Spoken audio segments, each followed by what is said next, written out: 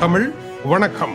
அமெரிக்க அதிபர் அடி வாங்கி விட்டேன் என்பதை கண்டுபிடித்து விட்டார். யுத்த நிறுத்தம் 14 நாட்கள் இருந்தாலும் அமெரிக்க படைகளை அதுவரை அங்கிருந்து நகர்த்த கூடாது என்று உத்தரவு போட்டிருக்கின்றார். எந்த நேரமும் தாக்குதலுக்கு தயாராக இருங்கள் என்றும் தங்களுடைய படைகள் பாய்வதற்கு தயார் என்றும் டொனால்ட் ட்ரம்ப் அறிவித்திருக்கின்றார். பேச்சுவார்த்தை வெற்றிகரமாக நடைபெறாமல் விடுமாக இருந்தால் அமெரிக்க படைகள் மீண்டும் அதைவிட மிக மோசமாக தாக்குவதற்கு தயார் என்றும் அறிவித்திருக்கின்றார். பேச்சுவார்த்தைகள் தோற்றால் போர் மறுபடியும் ஆரம்பிக்கும் என்பதும் இந்த 14 நாட்கள் ஒரு மூச்சு விடும் சிறிய இடைவெளி மட்டும்தான் என்றும் டொனால்ட் ட்ரம்ப் அறிவித்திருக்கின்றார். எங்கள் ராணுவம் அடுத்த கட்ட வெற்றிக்கு காத்திருக்கின்றது, நாங்கள் மீண்டும் வந்துவிட்டோம் என்று அவர் அலாரம் அடித்திருக்கின்றார்.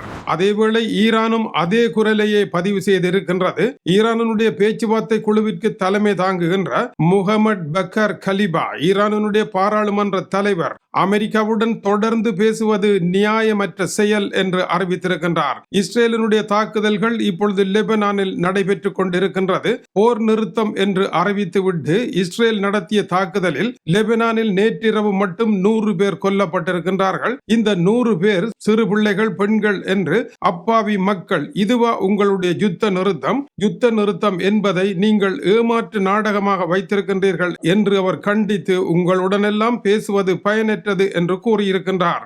லெபனான் விவகாரம் பேச்சுவார்த்தையை முறிவடைய செய்கின்ற நிலையையும் ஹோர்முஸ் நீரிணையை ஈரான் மறுபடியும் மூடுகின்ற அவலத்தையும் உருவாக்கி இருக்கின்றது. டொனால்ட் ட்ரம்பை பொறுத்த வரையில் ஈரான் யுரேனியம் செறிவூட்டக் கூடாது என்று ஒப்பந்தத்தில் எழுதியிருப்பதாக கூறியிருக்கின்றார். ஈரானை பொறுத்தவரையில் ஒப்பந்தத்தில் அப்படி இல்லை, யுரேனியம் செறிவூட்டலை தடுக்கும் உரிமை அமெரிக்காவிற்கு இல்லை என்று கூறியிருக்கின்றது. எனவே வேதாளம் மறுபடியும் முருங்கை மரத்தில் ஏறிவிட்டது.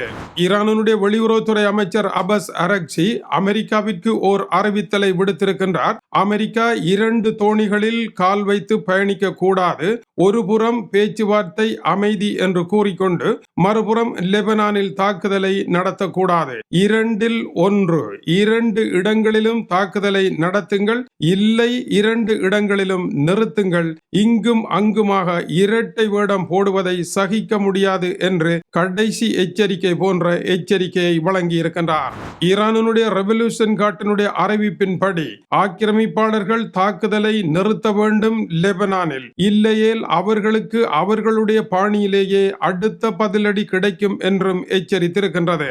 பாகிஸ்தானுடைய பிரதமர் ஷெபாஸ் ஷெரீப் எவ்வளவோ கடினமான முயற்சி எடுத்து இதுவரையான யுத்த நிறுத்தத்தை ஏற்படுத்தி மெல்லிய மூச்சு விடும் நிலையை உருவாக்கினால் இஸ்ரேல் லெபனான் மீது தாக்குதலை நடத்தி எல்லாவற்றையுமே குழப்பி அடிக்கின்ற வேலையை செய்கின்றது என்று தன்னுடைய மன வருத்தத்தை பதிவேடு செய்திருக்கின்றார். டொனால்ட் ட்ரம்பினுடைய தந்திரம் ஒரு புறம் போரை நிறுத்திவிட்டு இன்னொரு புறம் போரை நடத்தி கொண்டிருந்து 2 பக்கமும் நாடகமாடுவதாகவே இருப்பதாக ஈரான் குறிப்பிடுகின்றது.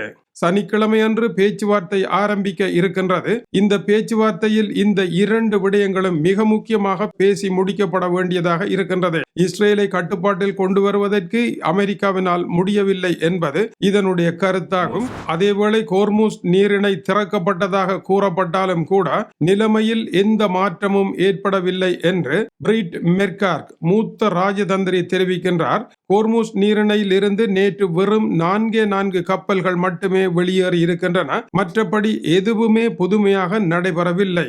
மேலும் புதிய உத்தரவு ஒன்றை ஈரானிய அரசு பிறப்பித்திருக்கின்றது. அப்பகுதியால் செல்லும் கப்பல்களை இனி ரெவல்யூஷன் கார்ட் ஒவ்வொன்றும் பரிசோதனை செய்துதான் விட வேண்டும் என்று அறிவித்திருக்கின்றது.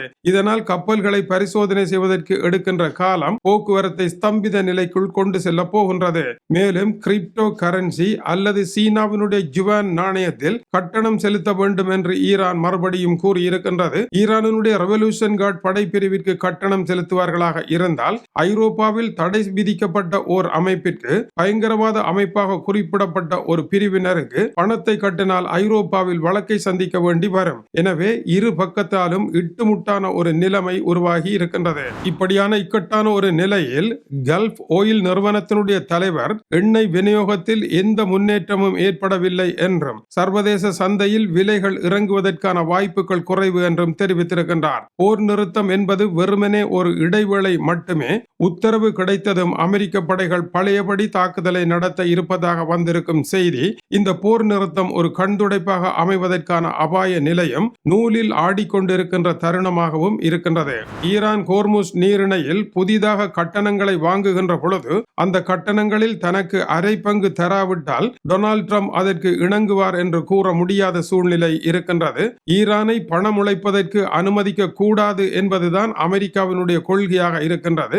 ஆனால் ஈரான் பணத்தை உழைப்பதற்கு முயற்சி எடுத்திருப்பதானது பேச்சுவார்த்தையில் முருகல் நிலையை ஏற்படுத்தும். அமெரிக்காவினுடைய தரப்பில் அமெரிக்காவினுடைய உப அதிபர் JD Vance மற்றும் ஜெரால்ட் குஷ்னர் அமெரிக்க அதிபரனுடைய மருமகன் அமெரிக்க அதிபரனுடைய நண்பர் ஸ்டீவ் விட்கோவ் ஆகிய மூவர் அடங்கிய குழுவினர் புறப்படுகின்றார்கள் பேச்சுக்களுக்காக பாகிஸ்தான் நோக்கி. அதேவேளை ஈரானுடைய தரப்பில் முகமது கலிபா செல்லுகின்றார். இவர் ஈரானுடைய நாடாளுமன்ற தலைவர். இப்பொழுது அமெரிக்கா இஸ்ரேலுக்கு எதிராக காட்டமான கருத்துக்களை கூறிக்கொண்டு இருப்பவரும் இவர்தான். அத்தோடு ஈரானுடைய உயர்மட்ட ராஜதந்திரிகள் குழுவும் இந்த பேச்சுக்களுக்காக புறப்படுகின்றன. சனிக்கிழமை பேச்சுக்கள் நடைபெறும் என்று தெரிவிக்கப்படுகின்றது. பேசுவதில் பயனில்லை என்ற கலிபா இப்பொழுது பேச்சுவார்த்தைக்கு ஏன் தலைமை தாங்குகின்றார் என்ற கேள்விக்கு ஒரே பதில், முதலில் பேசி பார்ப்போம், அதை தவிர்க்க முடியாது என்றும் அவர் கூறியிருக்கின்றார். இப்படியான ஒரு இக்கட்டான நிலையில் இஸ்ரேலிய பிரதமர் பெஞ்சமின் நெட்டன்யாகு லெபனான் மீதான தாக்குதல் தொடரும் என்றும் அதை யாரும் தட்டி கேட்க முடியாது என்றும் குறிப்பிட்டிருக்கின்றார். இஸ்ரேலிய மக்களுக்கு எந்த பக்கத்தால் எங்கிருந்து ஆபத்து வந்தாலும் அந்த இடத்திற்குள் தாங்கள் செல்வோம் என்று அவர் குறிப்பிட்டிருக்கின்றார். ஹிஸ்புல்லாவினுடைய உயர்மட்ட தலைவர் நயீம் குவாசிமினுடைய மருமகனை தாங்கள் கொன்றிருக்கின்றோம் என்றும் இஸ்ரேலிய பிரதமர் அறிவித்திருக்கின்றார். இந்த நெருக்கடியான சூழ்நிலைக்கு அமெரிக்கா விளக்கம் தருகின்ற பொழுது யுத்த நிறுத்தம் என்பது ஈரானுடைய எல்லைக்குள் மட்டும்தான் என்று தாங்கள் கூறியிருந்தோம் என்றும் அது லெபனானுக்கும் பொருந்தும் என்று ஈரான் தப்பு கணக்கு போட்டுவிட்டதாகவும் அப்படி தாங்கள் கருதவில்லை என்றும் அமெரிக்க தரப்பிலிருந்து விளக்கம் கொடுக்கப்பட்டிருக்கின்றது. இந்த நிலையில் ஐரோப்பிய ஒன்றியத்தினுடைய வெளியுறவுத்துறை அமைச்சர் காயா கலாஸ் இஸ்ரேல் தன்னுடைய சுய பாதுகாப்பிற்காக படை நடவடிக்கைகளை மேற்கொள்வதாக கூறுவது சரி, லெபனானில் உள்ள சாதாரண பொதுமக்களை கொல்வதன் மூலமாக இஸ்ரேல் என்ன விதமான பாதுகாப்பை தனக்கு தேடப் போகின்றது என்ற கேள்வியை எழுப்பியிருக்கின்றார். யுத்த நிறுத்தம் என்பது ஈரான் லெபனான் இரண்டு இடங்களுக்கும் தான். ஈரானில் ஏற்பட்ட போரினுடைய தொடர்ச்சியாகத்தான் நீங்கள் லெபனானின் மீது தாக்குதலை நடத்தினீர்கள். ஈரானில் போரை நிறுத்தி லெபனானில் போரை தொடர முடியாது, இரண்டும் ஒன்றுதான் என்றும் அவர் சுட்டிக்காட்டினார். பிரான்ஸ், பிரிட்டன் ஆகிய இரண்டு நாடுகளும் இஸ்ரேலினுடைய லெபனான் மீதான தாக்குதல் மிகவும் தவறானது என்று கண்டித்திருக்கின்றார்கள். இப்பொழுது நடைபெற்றுக் கொண்டிருக்கின்ற பேச்சுவார்த்தையினுடைய அடிப்படை கட்டமைப்புகளையே குலைப்பதற்கான ஒரு வேலையாக இருப்பதாகவும் இஸ்ரேல் இதை உடனடியாக நிறுத்த வேண்டும் என்றும் காட்டமாக கூறியிருக்கின்றார்கள். இப்படியான ஒரு நிலையில் சவுதியினுடைய வெளியுறவுத்துறை அமைச்சர் ஈரானுடைய வெளியுறவுத்துறை அமைச்சருடன் தொலைபேசி வழியாக சற்று முன்னர் பேசியிருக்கின்றார். பிராந்தியத்தில் அமைதியையும் ஸ்திரத்தன்மையையும் ஏற்படுத்துவது தொடர்பாக பேசியதாக குறிப்பிட்டிருக்கின்றார். சவுதி அரேபியாவிற்கு ஈரான் வாக்குறுதிகளை வழங்கி அமெரிக்காவின் பக்கமாக செல்ல வேண்டாம் என்கின்ற புதிய ராஜதந்திர வேலைகளை செய்ய ஆரம்பித்திருப்பதாக கூறப்படுகின்றது. பிரிட்டனினுடைய வெளியுறவுத்துறை அமைச்சர் ஜுவெட் கூப்பர் இஸ்ரேலினுடைய செயல் இந்த பேச்சுவார்த்தையில் ஆழமான காயங்களை ஏற்படுத்த போகின்றது என்றும் குறிப்பிட்டிருக்கின்றார். டொனால்ட் ட்ரம்பினுடைய ராஜதந்திரத்திற்கு மிகப்பெரிய சவாலாக இப்பொழுது இஸ்ரேல் இருக்கின்றது என்றும் சுட்டிக்காட்டியிருக்கின்றார். ஒருபுறம் அமைதிக்கான பேச்சுக்களின் கதவை துறந்து விட்டிருப்பதாக கூறுவது, மறுபுறம் தாக்குதலை நடத்துவது என்பது சர்வதேச முயற்சிகளை கேலிக்குள்ளாக்கும் செயல் என்றும் அவர்கள் கூறியிருக்கின்றார்கள். தொடர்ந்து இணைந்திருங்கள், மேலும் பல முக்கியமான செய்திகள் வந்திருக்கின்றன.